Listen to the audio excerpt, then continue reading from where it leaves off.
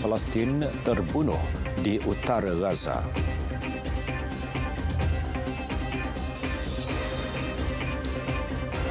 Assalamualaikum, salam Malaysia Madani. Sekurang-kurangnya 93 rakyat Palestin terbunuh manakala puluhan lagi cedera dalam serangan terbaru Israel di bandar Beit Lahia, utara Gaza. Kementerian Kesihatan Gaza menyifatkan serangan rejim Zionis itu sebagai tidak berperi kemanusiaan. Pakar perubatan berkata sekurang-kurangnya 20 kanak-kanak antara yang maut. Bagaimanapun, sebilangan mangsa masih terperangkap di bawah runtuhan akibat serangan berkenaan. Pejabat Hak Asasi Manusia PBB menggesa siasatan segera dan terus dilakukan terhadap kejadian itu.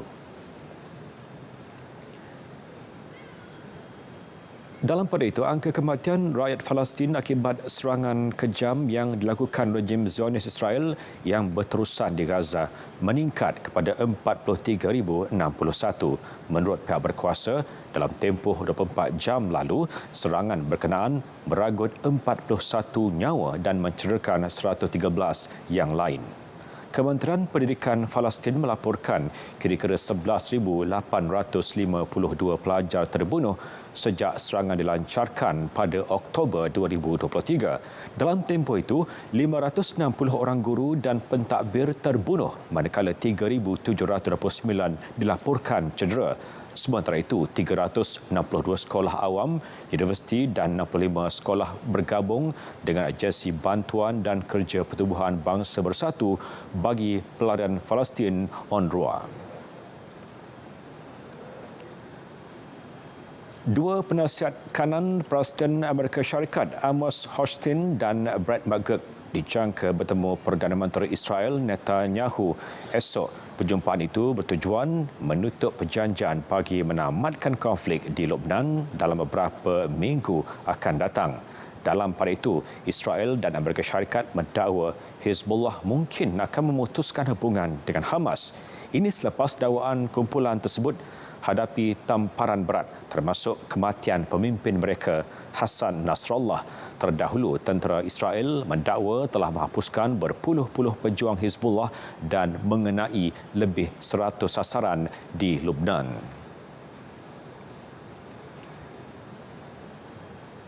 Dalam pada itu, dalam serangan Israel ke atas Sidon, sekurang-kurangnya 8 orang terbunuh dan 3 bangunan kediaman musnah sepenuhnya. Menurut sumber keselamatan, Israel telah meningkatkan serangan udaranya di seluruh Lebanon sejak bulan lalu. Mereka turut mendakwa serangan tersebut menyasarkan pejuang Hezbollah. Namun, pegawai Lebanon dan kumpulan hak asasi manusia melaporkan serangan tersebut bersifat kejam kerana mengakibatkan orang awam terkorban. Menurut pihak berkuasa Beirut, lebih 2,700 rakyat Lebanon telah terbunuh dan 1.2 juta turut kehilangan tempat tinggal.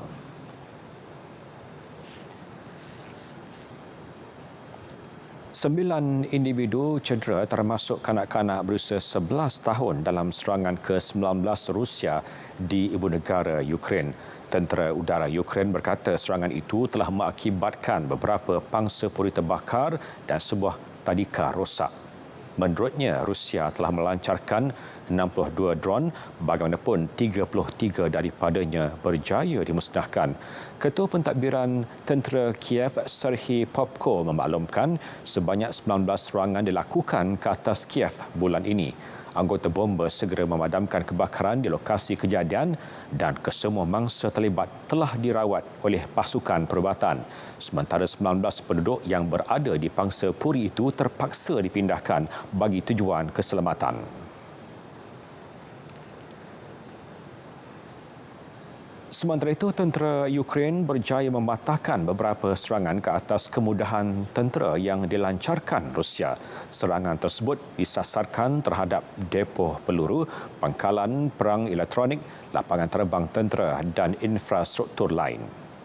Dalam serangan itu, jalan-jalan dan bangunan di bandar sempadan Ukraine Vovchan turut musnah. Sebahagian kapasiti kuasa Ukraine musnah menjadikan negara itu bergantung pada kemudahan tenaga nuklear dari Eropah. Perkhidmatan Pengawal Sempadan Negara Ukraine berkata Rusia cuba menawan bandar Kharkiv yang menempatkan kira-kira 1.3 juta penduduk.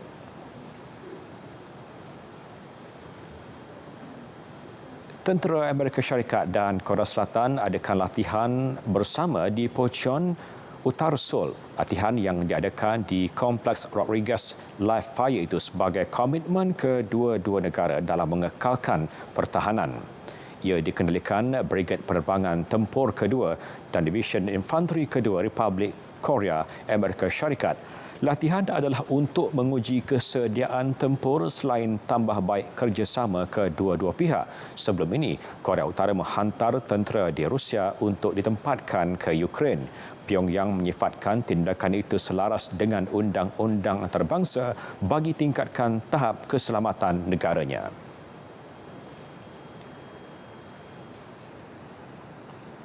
Taufan Kongres makin menghampiri pantai Taiwan diramal akan menyebabkan ribut ombak setinggi 5 meter. Pusat Amaran Taufan bersama Amerika Syarikat berkata taufan itu dijangka mengekalkan kelajuan maksimum pada 240 km sejam. Menurutnya, kelajuan berkenaan dijangka meningkat kepada 250 km sejam sebelum melanda ke tenggara. Perkhidmatan Pendidikan dan Operasi Pekerjaan terpaksa digantung di dua pulau utama daerah Taitung, manakala berpuluh-puluh perkhidmatan feri dan penerbangan domestik juga terpaksa dibatalkan. Dalam pada itu, pihak berkuasa mula memindahkan penduduk dari kediaman ke kawasan selamat. Menurut pentadbiran cuaca pusat, taufan berkenaan dicangka menurunkan hujan mencecah 800 hingga 1,200 mm. Taufan Kongres merupakan yang terkuat melanda Taiwan dalam tempoh 8 tahun.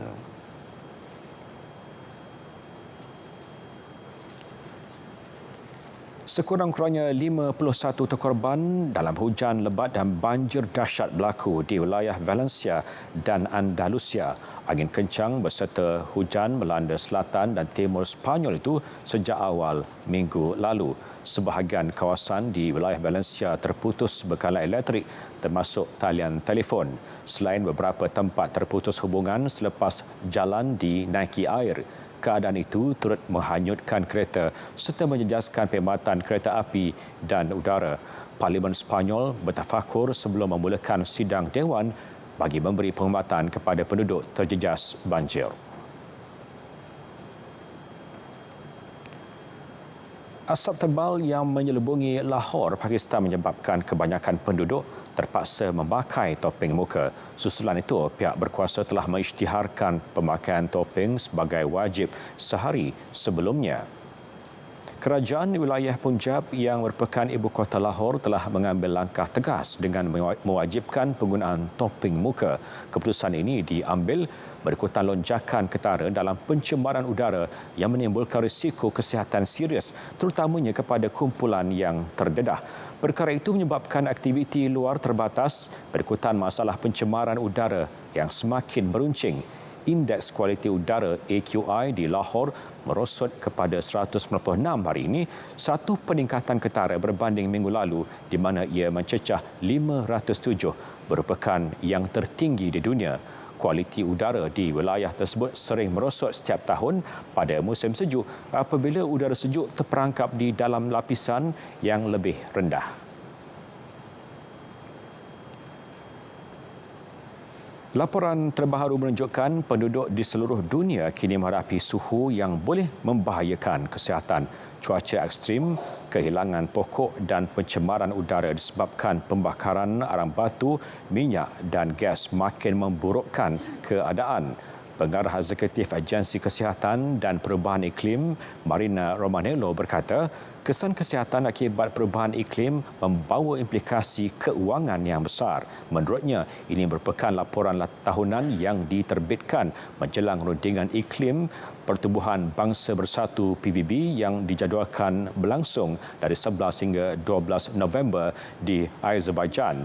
Dalam persidangan perubahan iklim PBB COP28 tahun lalu, lebih 150 negara menyatakan komitmen global untuk menangani isu ini pada persidangan perubahan iklim PBB COP28 tahun lalu. Polis Albania bergelut selama 3 jam dengan penunjuk perasaan pembangkang yang menghalang jalan utama menuju ibu negara Tirana. Demonstrasi ini diadakan susulan penahanan bekas Presiden Ilir Meta atas tuduhan rasuah. Meta yang mengetuai Parti Kebebasan, parti pembangkang kedua terbesar, ditangkap pada 21 Oktober lepas bila menghadapi tuduhan rasuah kegagalan untuk mengisytiharkan kekayaannya dan pengubahan wang haram. Bagaimanapun, Meta menafikan semua dakwaan dan menuduh Perdana Menteri Edi Rama memanipulasi pihak pendakwaan terhadapnya. Pembangkang juga turut mengadakan sekatan di jalan-jalan utama lain di seluruh negara. Menurut media tempatan, 12 penunjuk perasaan telah ditahan di Bandar Elbasan.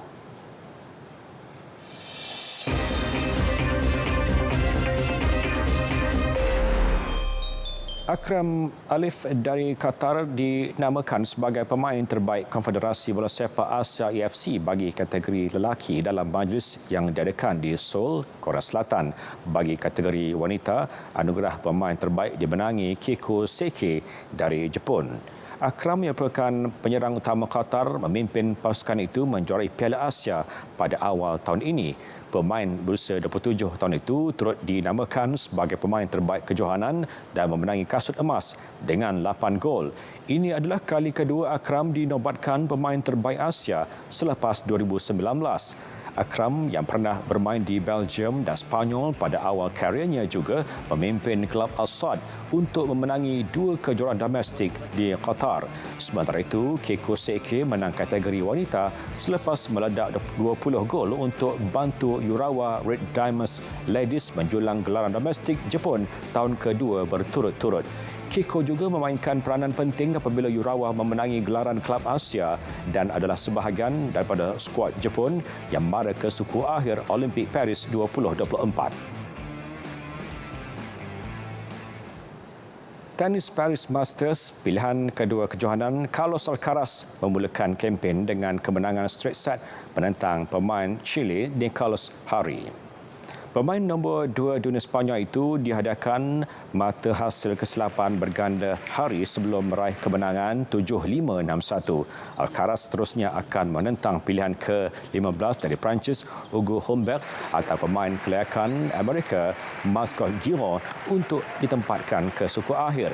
Pilihan ke-10 kejohanan Stefano Tsitsipas juga berjaya mara dengan mudah ke pusingan kedua. Pemain di ranking ke-11 dunia itu menundukkan satu lagi wakil Chile, Alejandro Tabilo, 6-3, 6-4. Sekian Dunia 10 dari Sungai ke Segara. Palestin pasti merdeka. Assalamualaikum dan salam Malaysia Madani.